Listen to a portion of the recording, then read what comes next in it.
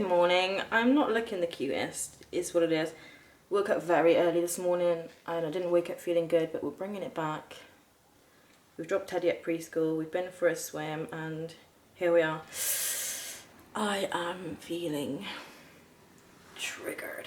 I'm feeling triggered because of the things that I'm seeing of the talks from the weekend regarding mental health pips, benefits, all of that. Where's my phone?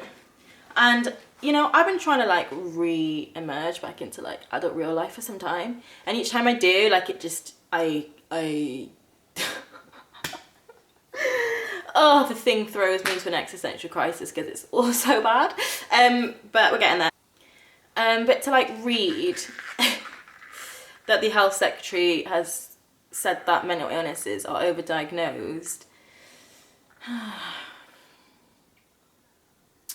It's just so unfortunate.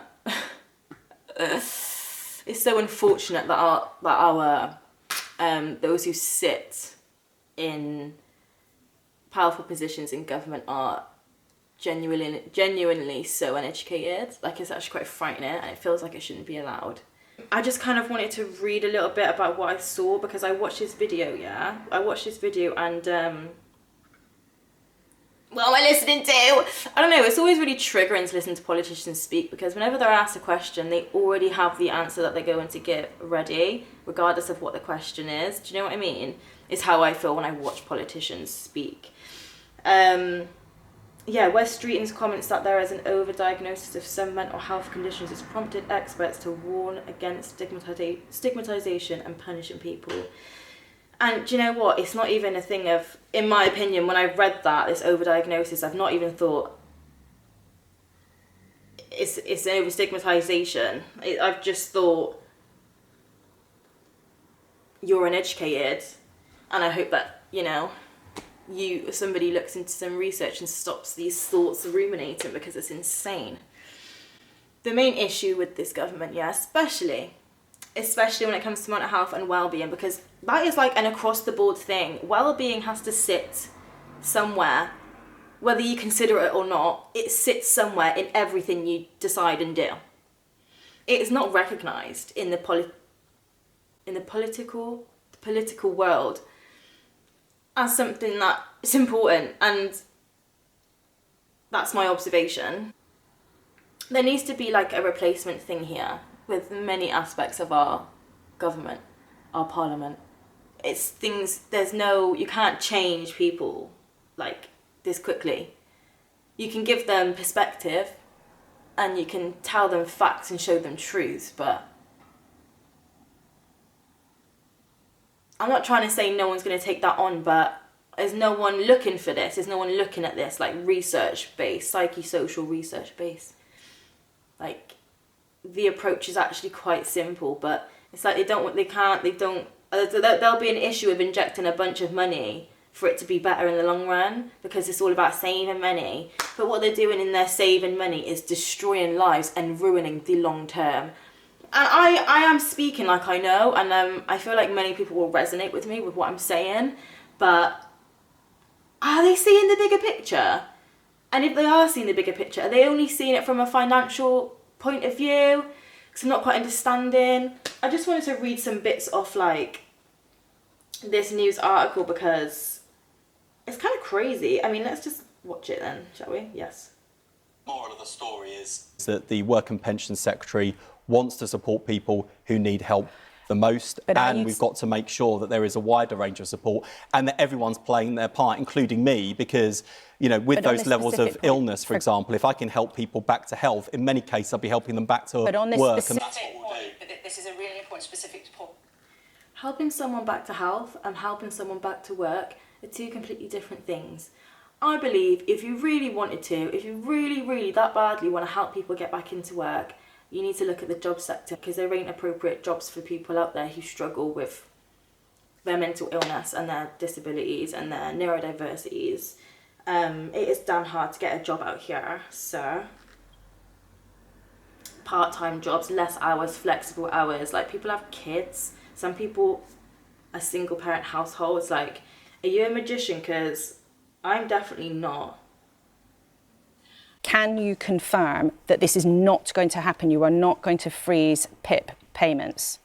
Well, I haven't seen the proposals, but I think you've seen the briefing, you've seen the speculation. I think the moral of the story is wait for the plans, because of course we need to make sure make sure the welfare system is sustainable. There are 1,000 people signing on to PIP every single day. Those 3 million people who are shut out of the labour market because of long-term illness, I mean, that's a population the size of Greater Manchester. So you can... That's a population the size of Greater Manchester. But instead of looking at this population the size of Greater Manchester that's really struggling to the point where they have to apply for PIP, instead of looking at that, the root issue, and what the hell's going on there, and trying to resolve that, we're trying to stop people getting on PIP. You see how this is not quite, the approach is like wrong?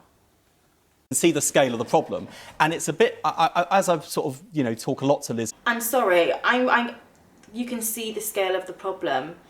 Go and sit down with humans who are seriously struggling with their lives and talk to them and hear them. This is real life for some people, and I'm not okay with this. We are not okay with this. We're not okay with this. It feels so gross being under this government, doesn't it? Like, I know listen, I'm not even trying to compare.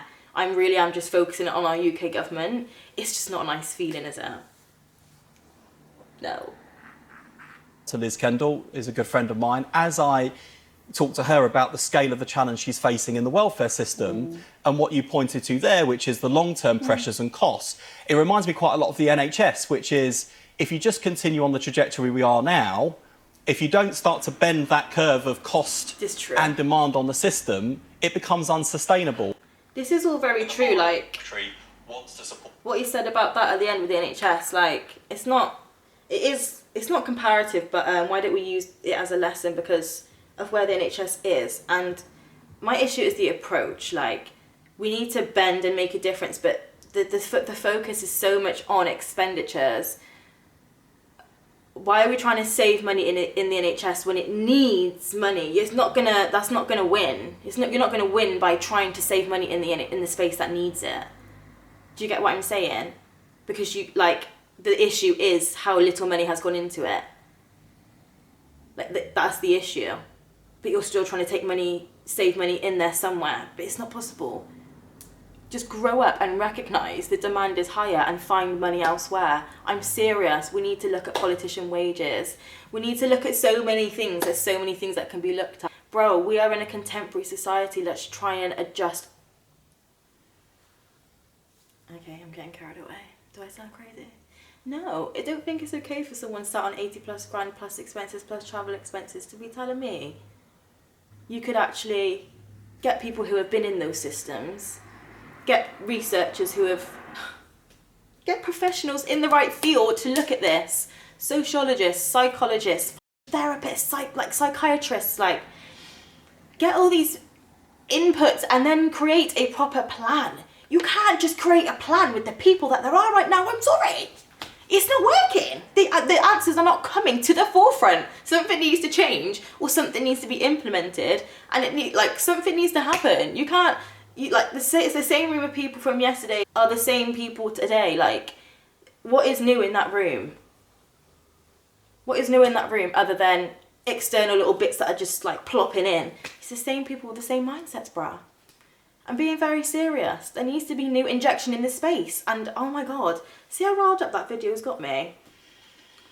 I hate the way they've approached things with the NHS. I hate the way they oppress the poor. I hate it. And it's supposed to be a Labour government. Yes, they oppress the poor too. Damn. I didn't think it'd be this bad. I just seriously look at some research. It's just not that hard. Look at some research. It's not that hard. And we'll take a small pay cut. Do some work online. I don't know. I'm getting angry. It's alright. No, yeah, it is alright. Oh wait, I wasn't finished. When asked if he agreed with experts that warn of an overdiagnosis of mental health conditions, guys, where's this overdiagnosis coming from? If you're with a professional, if you get diagnosed, you get diagnosed. Who can even say there's an overdiagnosis when it's just fact, just weird. It's really the weirdest shit. The way this is being worded is triggering, and if it's triggering me, that means it's landing somewhere for me. He told the BBC, here's the other thing, mental well-being, illness, it's a spectrum, and I think definitely there's an overdiagnosis, but there's too many people being written off. I just don't get that. Why is the contradictoriness? He said, I think definitely there's an overdiagnosis. Of what? Are we talking about? Are we talking about people self-diagnosing themselves, getting information off TikTok and self-diagnosing? What do you mean? What do you mean like an actual doctor or psychiatrist or professional sitting in front of someone and diagnosing them? Because if that's not an overdiagnosis, that's just what it is. Okay, I'll read the sentence again. It's a spectrum, and I think definitely there's an overdiagnosis, but there's too many people being written off. This is not an okay sentence. It's not an okay sentence. What do you mean? There's an overdiagnosis, but there's too many people written off. I'm triggered because I'm being played, just like the rest of us in this country is. It's not okay. The health secretary said there were too many people who just aren't getting the support they need, word, and highlighted the government's pledge to recruit 8,500 more mental health staff to cut wait lists, which is insane because I can't get a job anywhere. Do you know what I think? I think this is real life and people are in actual stressful, anxious positions wondering if they're going to take a massive cut from the money they receive in coming months. But wait for the plans. You know, it's correct to say that because, you know, he's on the news and he doesn't know the plans. I just get triggered by politicians. PIP is one of those things that I don't claim. I haven't been able to claim. I've applied for twice in my life before, maybe 3 times, can't remember, maybe it was 3. But the last time was kind of recent and I attempted, when they said no, I attempted again and then they said no and I couldn't bother with what it was causing me. It was causing me actual flare-ups with my mental health. It was a disgusting triggering process and definitely negatively impacted my mental health further, and that is very common. It's a horrible, disgusting process. This is quite personal and I'm triggered, and I usually just kind of scroll past all of this new stuff, but I need to start looking at it because I want to make change myself, and whichever avenues I'm going down, I need to know kind of what the hell is going on. Do I? I don't, do I? I just need to know the truth.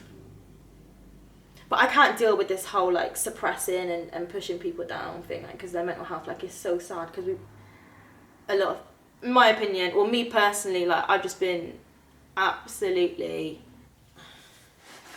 done over by all the systems throughout my life. Do you know what I mean? But we need to exit that mindset because it doesn't own me and it's just life, and all we need to do is try and bring awareness to what the hell is going on out here and implement change. The main issue is lack of funds, which makes me insane when when the government, when people in Parliament are getting paid pure peas. I get it's a stressful job, but who the fuck needs an 80k salary? Get a side hustle. You're here to implement change and identify risks. We need change, we need something implemented, and we need some research to actually be thrown their way. And the thing is, are they gonna like take it in? There's just so many issues and it just makes me so sad. But I'm smiling because if I deep it too heavy, I'll go on a rampage. Because I can't control it, none of us can control it, but what we can do is speak on it, because it is wrong to speak on mental health publicly as a politician. As anyone, but as a politician. Get it right. Or as close to right as you possibly can. Because right now, you're getting it very, very wrong. And breathe.